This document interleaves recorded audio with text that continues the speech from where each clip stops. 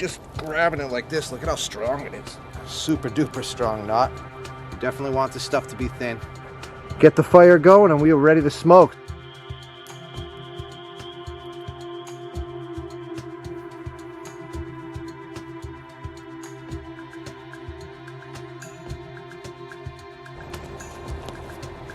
What's going on, everybody? Thank you for watching Boss Survival. I'm Jay, and today we're going to build a primitive smoker.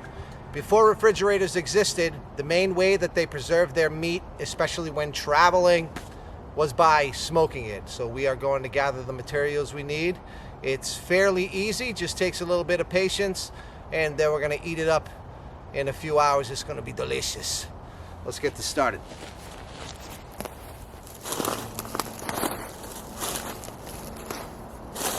Sometimes it's actually a pain in the ass when you're actually looking for the right piece.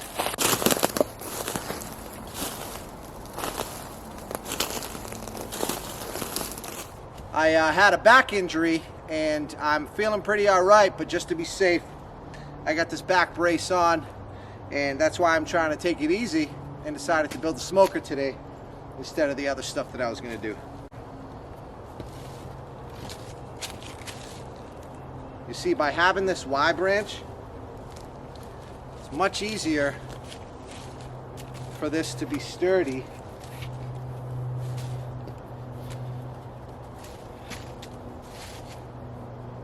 Already on its own. See? Now without it, you would have to tie. So that's why I love using the Y branch. But to add sturdiness, we're not going to use paracord. We're going to use some pine root here.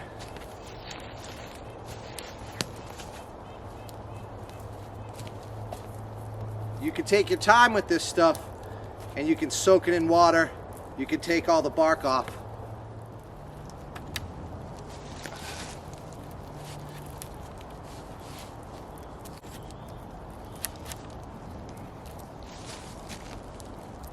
So I'm just quickly working with this pine root. Obviously, if you take a lot of time, you can make some pretty awesome cordage with this stuff. But even just grabbing it like this, look at how strong it is. Bark here.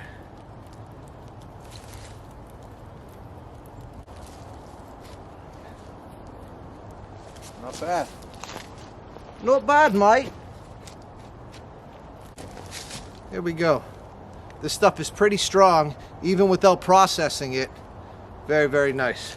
So now I'm going to grab 3 little branches and attach them to here.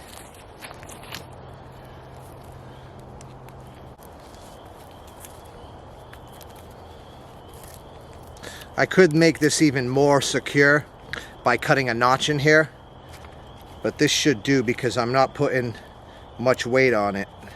It's just little guys. Oh yeah. It's still so strong even when you break it down. Look at that. Yeah, no, that's a good. I love this stuff.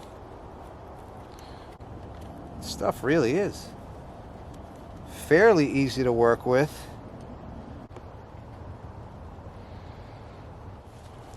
All right, so check it out. This stuff is pretty strong. Now we're gonna get some nice skewer pieces to be able to put the steak on. Okay, got my meat. I got my tinder bundle ready. I'm gonna get the fire going right after I pop this stuff on, but I'm not fully done yet. So I'm gonna have to wash my hands. Small thin pieces. And we're just gonna, gotta make sure that your skewer isn't all messed up like mine. I'm gonna pop some of these on here. You definitely want this stuff to be thin.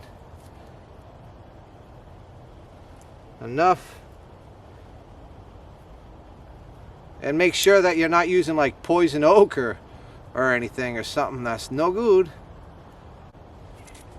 I'm gonna make a bunch of these. Pop them on.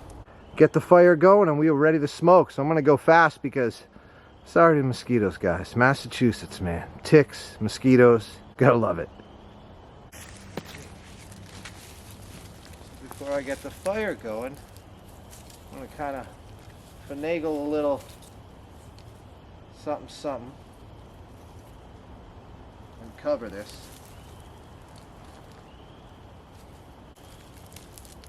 And hopefully the pine, now you're not supposed to use much pine when you're smoking it as far as the actual smoke of the pine. It'll make it not taste good. However, I don't think that pine up here is going to mess it up. What do you guys think? It is almost ready to get this fire going. Thankfully, it's still the beginning of the season. In about a month, there would already be about 852,000 mosquitoes all over this meat, all over us. It's Massachusetts. It's pretty brutal, you know what I mean? We got bad winters, mosquitoes, ticks. I don't want the flame to get any higher than it is right now. I'm going to let this establish, and then I'm actually going to start taking pieces of wood. It's okay to take pieces of wood that have a lot of moisture, punky wood, stuff that's on the ground, because you want to generate that smoke. The meat, you only want to get the smoke on the meat. You don't want to get the heat up there. So it's very natural to already want to get a big roaring fire, but you can't do that when you're trying to smoke. You need to contain the fire. So I'm going to go and find some pieces on the ground that have sucked up some moisture. Once this is established and has enough coals, if I start taking moist stuff on this right now immediately, then yeah, it'll give me smoke, but it'll probably go out. So let's go ahead and continue this process. This is fantastic.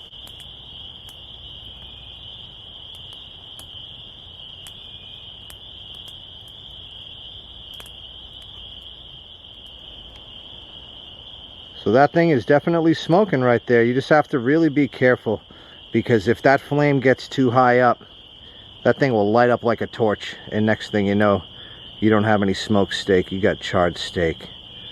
So I'm going to hang out for a few hours, and then later on, I'm going to try it out. This is one way that you can make a smoker. There's many different ways. I saw a couple of awesome examples where they actually took a bunch of bark. I think it was Ted Baird or Jim Baird, one of the Baird brothers. If you guys know the Baird brothers, they made some awesome smokers, and they used bark on the outside. But this is definitely going to do the job here.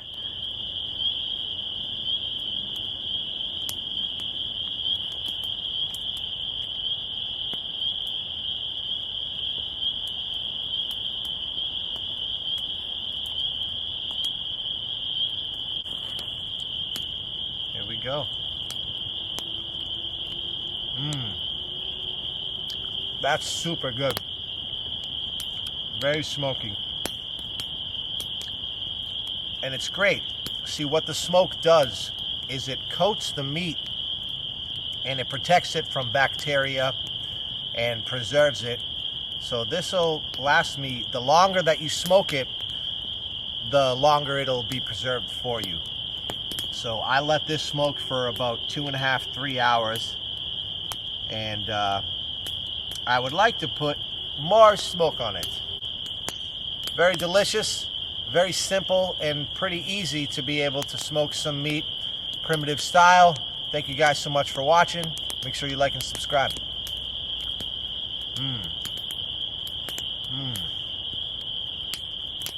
So good.